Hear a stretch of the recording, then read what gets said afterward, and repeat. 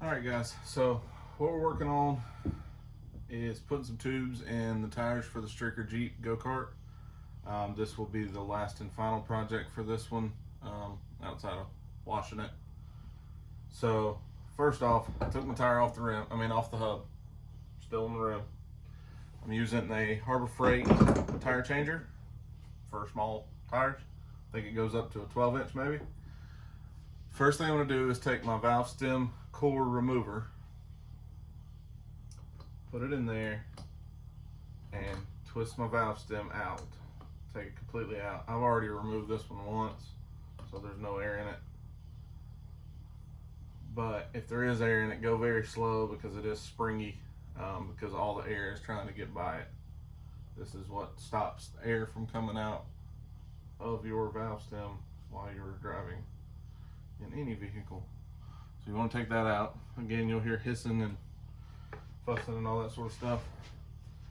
So what I'm going to do is I've done that. I just sat it on here just to have it flat on the top of the workbench.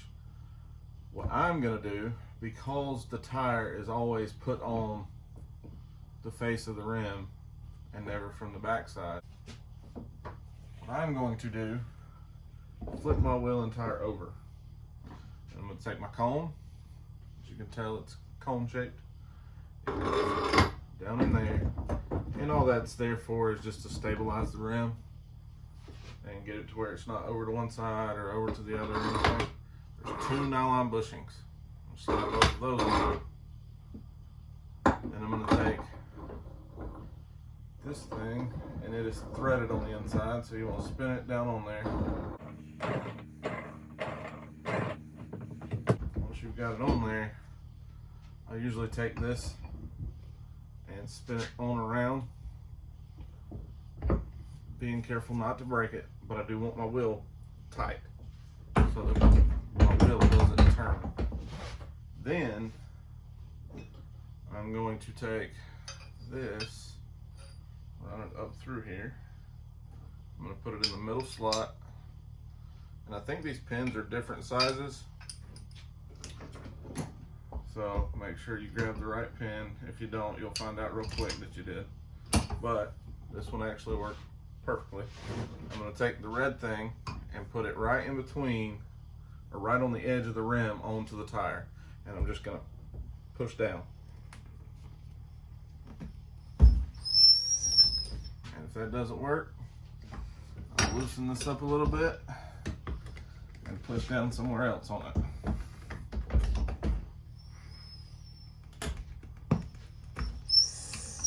And I'm just trying to break the bead on the wheel. Here it comes.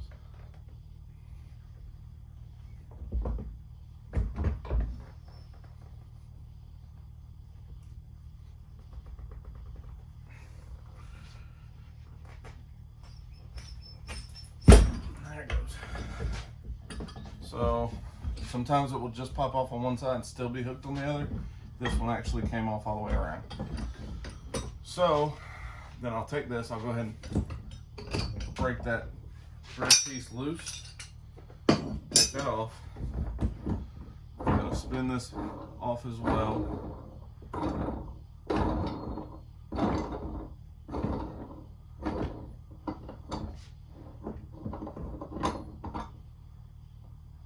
Off to the side, you got your 2 nylon bushings.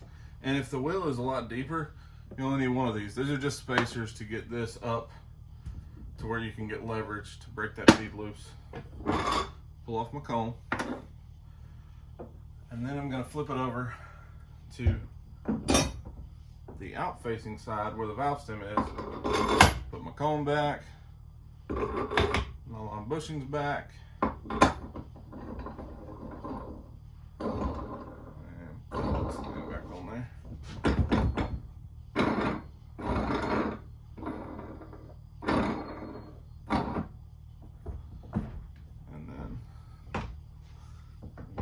tighten that down. This guy, again, careful not to bend it or break it, but you do kind of want it facing you. You want your wheel tight. So if you line this up, that goes in right there. And then you just want to pull down. Like I say, you're just breaking the bead loose, making sure it didn't slide back on the bottom. So then you can pull that off. You want to take this tool right here. Before I do that, I'm going to take my bottle of soapy water. There's not much left in there, and I'm just going to spray it all the way around. You can use WD-40. You can pretty much use anything that is lubricant that is not silicone based. You just want something that's slick. So we'll take this and we're going to put it right there on the wheel.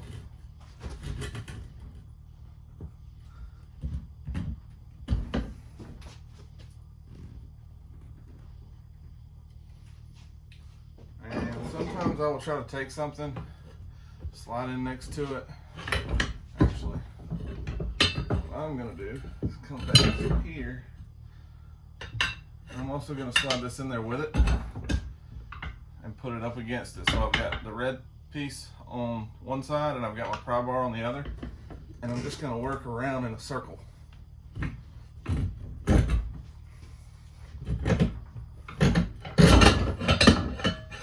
Just like that, my tire, the top portion of it, and I'll spin it around here so you can see it.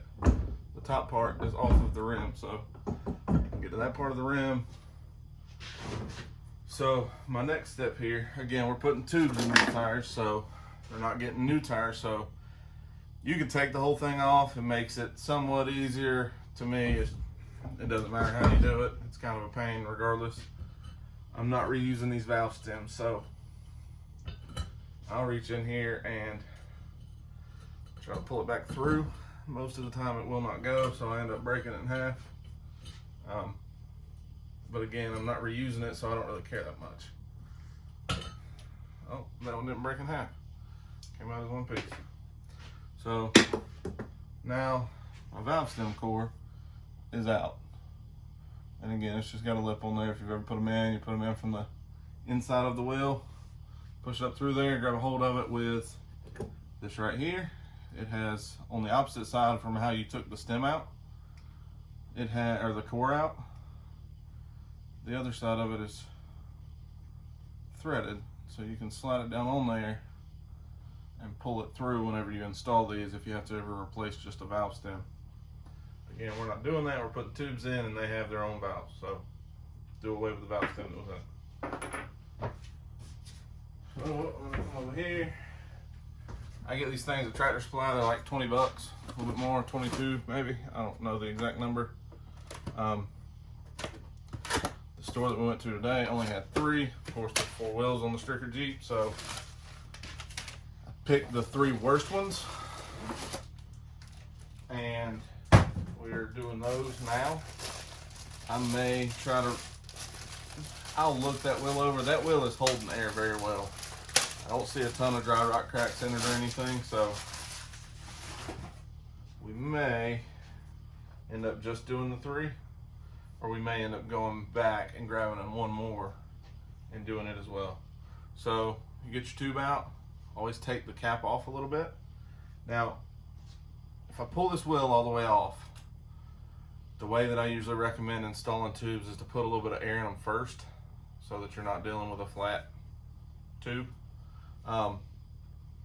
However, I've already done one and I put the tube in there first without taking the wheel all the way off. I just had it in this location. It's kind of a pain. I'm going to try and see if I can get the rest of the wheel off, and we'll see about installing it that way this time. But if it fights me a whole bunch on trying to get the rest of the wheel off, then I will simply just do it the way that I did the other one.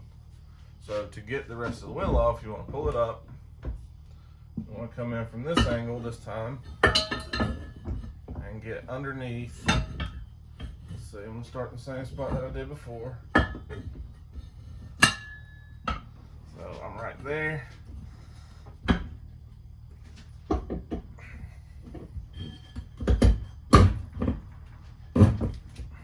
And it's just spinning around, I believe. and it's not wanting to come off, so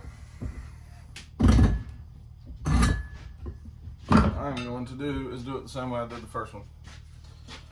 Like I say, these things are a bit tricky, but I'm going to feed this down in there, and then I'll bring the valve stem up through the hole in the wheel and hold on to it, put a little bit of air in there just so it kind of deflates and takes form, and then I'll pull this all the way through, because it'll be kind of tough to get this at the angle that you need it with it being flat. So like I say, we'll feed this in there and we'll see how that goes.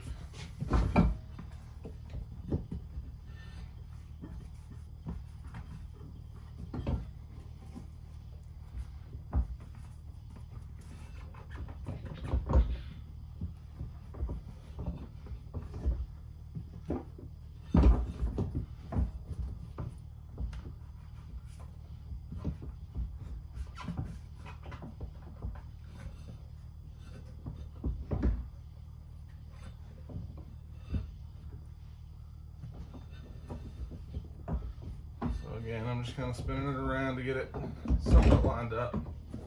And then you will have to stretch your tube out a little bit to get it on the wheel up at the top. But it's not terrible. Usually it can be done pretty easy. Watch this one fight me a little bit.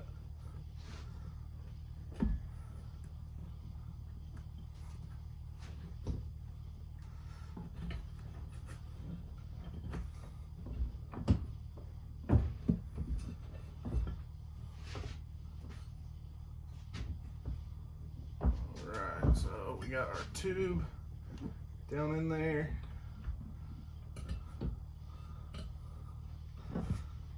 Now I'm going to take my valve core tool and just thread it on there so that it holds it up in the right spot while I try to get the tire back over the rim. Again, it's just so it doesn't fall back down into the abyss. So for this, what I'll do is I'll lean my tire that way. I'm going to put this over it, and as soon as I can get over that, of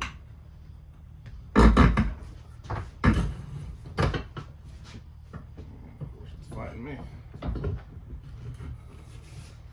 A lot of times what I'll do is get it to there, and I'll actually just grab the wheel with a pair of vice grips, not allowing it to come up anymore. It's going to get very hard to spin your tire on, because at that point you are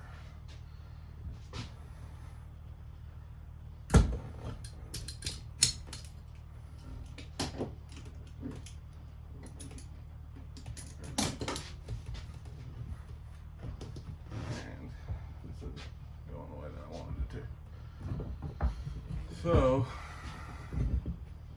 come over here.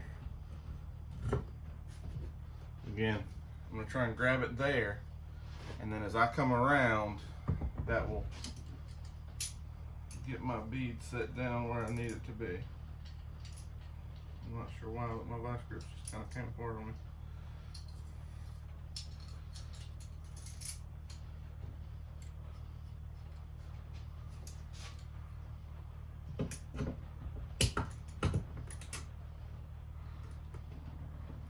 Make sure they're tight enough to where they can clamp down, but not so tight that it damages your wheel.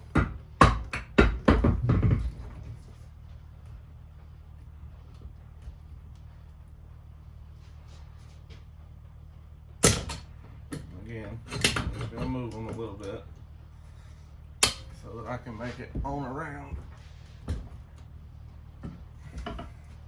And then what I'm going to do is come back over here and grab them where I had them initially.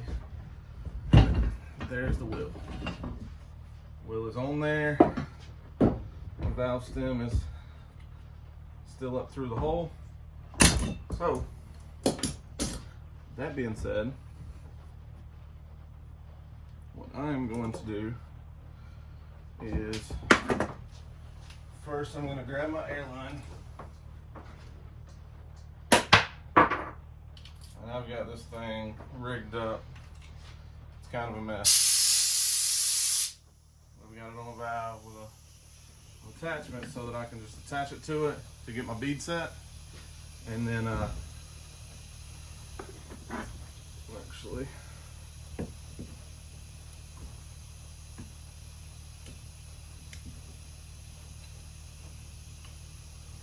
taking my valve core tool off. And they make all sorts of different ones of these. This is just the one that I have. They make some with real long handles and whatnot. So I'm just simply going to hook my airline to it.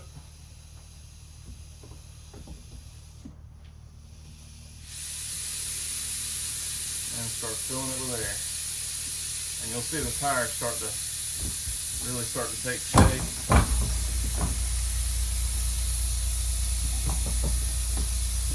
There's the bead on the top. There's the bead on the bottom. So we're going to turn that off. Disconnect it. Again, this is just because I'm in here by myself tonight. If I have a helper, I definitely wouldn't have all that nonsense on my airline. I'm looking for my other air cup.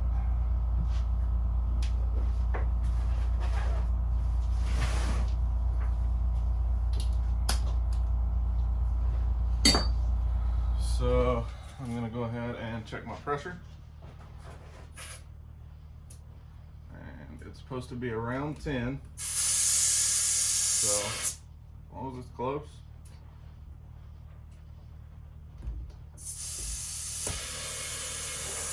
You know, if you're at 9.5 or 10.5, it's going on a go-kart at the end of the day. It's not going to affect your, won't really affect your steering or fuel mileage being on a go-kart. Just gonna top it back off. And we should be at 10 there. So I will simply grab my tool. Put that on there. Break the red thing loose.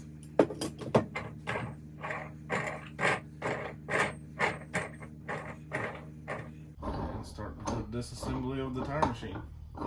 I'm telling you what, guys, this thing has been one of the most handy tools I've ever bought, and I don't use it every day. I don't use it super often, but it beats the heck out of going to a tire shop and them telling you the smallest thing that they can do is a 13 or a 12-inch tire or anything like that, whereas these are 8-inch tires, so they're, you know, nothing like a car tire. But that's two of them though.